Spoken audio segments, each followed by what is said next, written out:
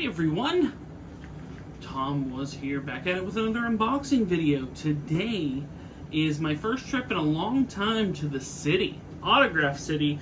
This was show 136, and for those not familiar with Autographcity, basically it is a kind of like a game show, I guess you could say, whereas you buy a box and it's open live on Facebook Live, and you get assigned a number. It's done randomly, and then whatever autograph you get out of that box is yours to keep. So I had to jump into box 136 because it was definitely what I would consider a grail item on the line. So is it something that's potentially in here? We're going to get into it on Tom Was Here. This is Robert Stack, and when I'm not solving mysteries, I'm watching Tomwashere.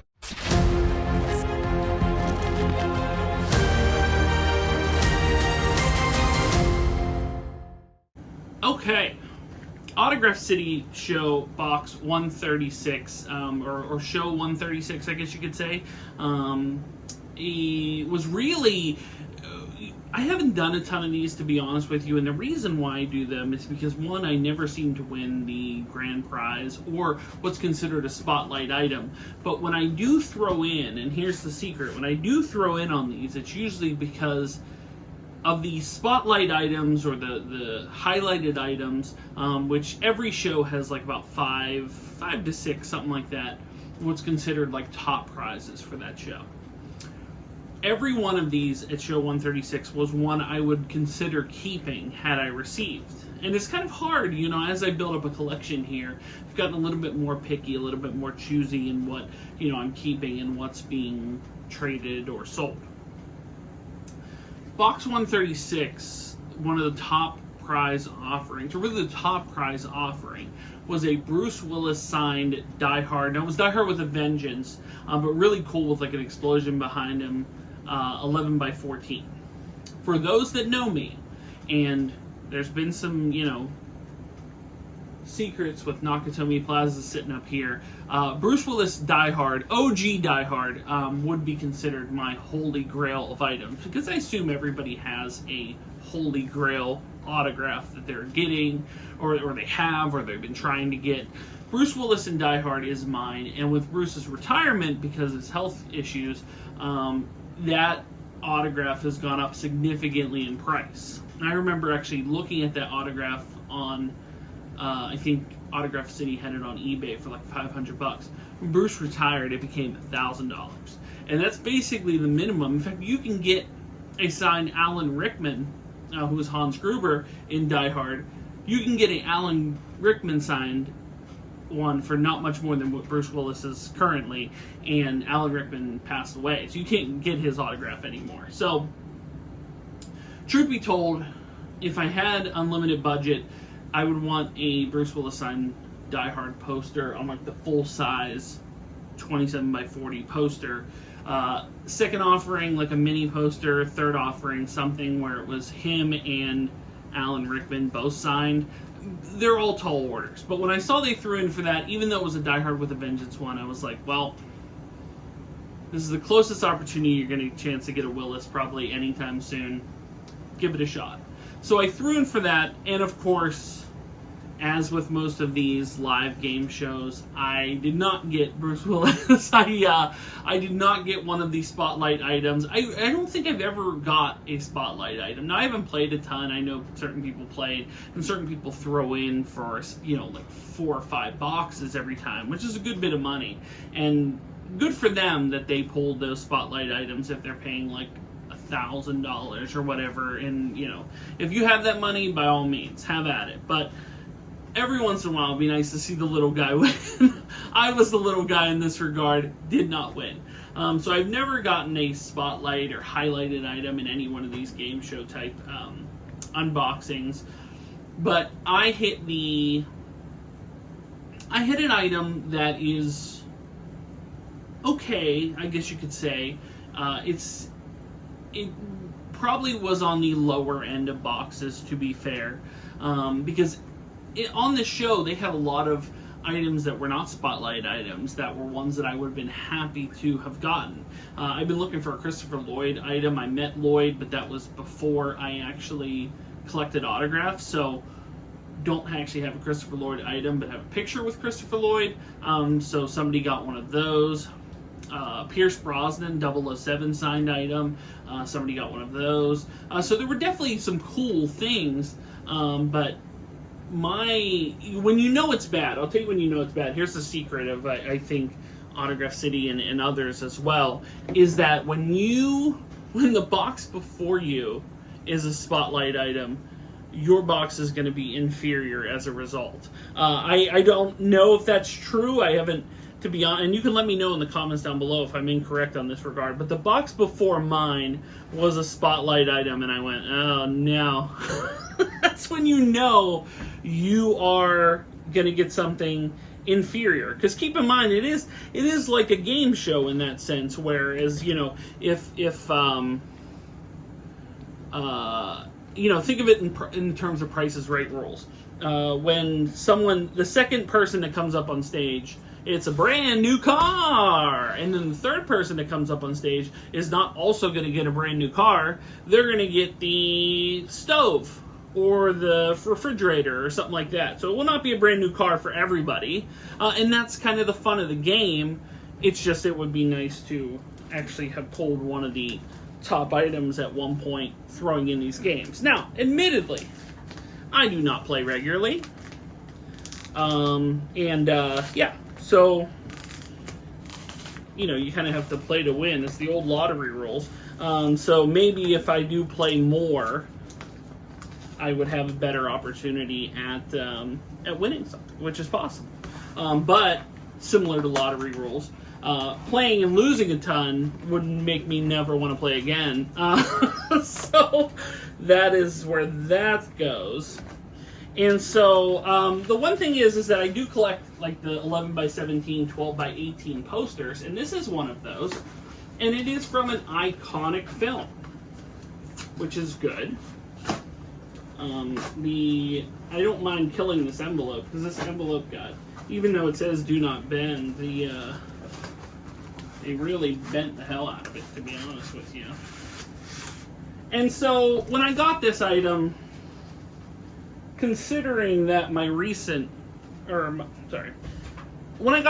considering that my local con had a almost mini reunion for this film, and I could have gotten a cast sign poster and passed on that, because I haven't watched this movie, even though it's an iconic film, probably since I was a little kid. And it has inspired every coming-of-age adventure movie from as soon as it came out on. And the good news is that even though the envelope was dinged up, that the poster is not. I got a Henry Thomas, Elliot signed E.T. mini poster, which is, like I said, objectively fun. It was certainly not the worst pull I saw in this Autographcity, because the way I look, you have to look defensively, kind of. The way I look at it is that it goes, okay, well, if I didn't get something I want, how easy would it be to trade or sell this item? And while I do feel it would be easier to trade or sell this item, in fact, I'm in active negotiations with someone, but I've had the busiest week of pretty much my whole year this past week, so I haven't got a hold of them. But now that I'm doing this unboxing, I'll probably start those up again. So I may actually be trading this. But, I mean, it's not a bad pull. I mean, he was arguably the star of the film, yes. I mean, or E.T. was the star of the film. But I mean, a close second. The lead character in the movie. So, like I said, it's not a bad poster. It's just not like Autographcity kind of sort of like the more rare finds in autographs and items. And to that extent, they are correct. But every once in a while, you get someone like a Henry Thomas who, let me use the term, accessible. And Henry Thomas, like I said, was at my local con. He's been at other cons. And he's had a nice career resurgence.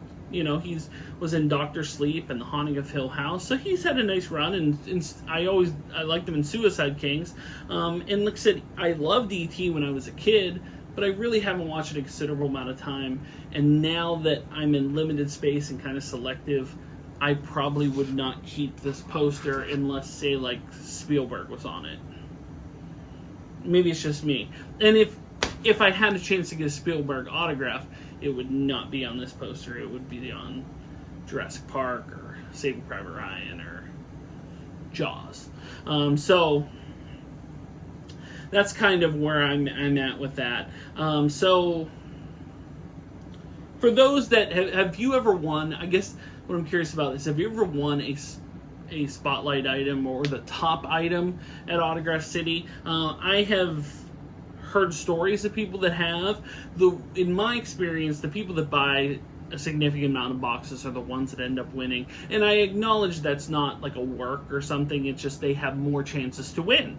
You know, if you buy up a lot of lottery tickets, there's a better chance you will pull down more money than, say, if you bought just one lottery ticket. That makes sense. But one of these times, I would like to throw into one of these things and actually win the top item, or even, you know, I'm not greedy. Maybe you just win just one of the top 5 items. That would be fine. But yeah, let me know your thoughts on Autographcity. Have you thrown in recently? What did you pull? I'm always curious to see what anybody got. But yeah, alas, the Willis will elude me for another time. And Bruce doesn't sign a ton, so I'm sure those rare items are going to get even more rare, you know, unless they set up like a private signing or something like that. But that'll do it. Show 136. My pull was Henry Thomas. It certainly wasn't the worst pull that I saw. There were a couple other ones that were what I would call not bad items, but I gauge it maybe a little bit differently. Is that when you see it, you go, is this going to be easy to move? If I don't want it, is this going to be easy to trade, easy to sell? I saw a few that were objectively worse than my pull here. I mean, as much as Henry Thomas is not, say, a George Clooney or Christian Bale or Ben Affleck or Bruce Willis in that regard, as far as that, he's certainly the lead character in his most famous role in an iconic film. So that will certainly move. Just, it probably won't move for the same price that I paid for the box, should I decide to sell it. But trade-wise, I might get something decent that would be something I would want to add to my collection. So, Autographcity, show 136 in the books. Pulled a Henry Thomas mini poster.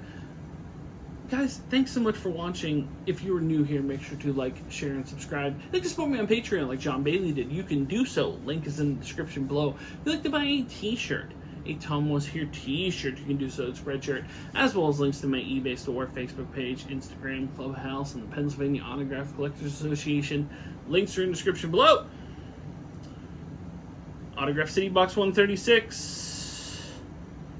If you put up Bruce Willis again, you know I'm probably going to sucker myself into it, even though I have a slightly better than a snowball chance in hell of actually making that work, just in case. It's more just in case. Just in case it were to work out. I'd actually be curious to see if they end up doing a private signing with Bruce Willis, considering, you know, like I said, with his health issues, you don't really know if something like that, but,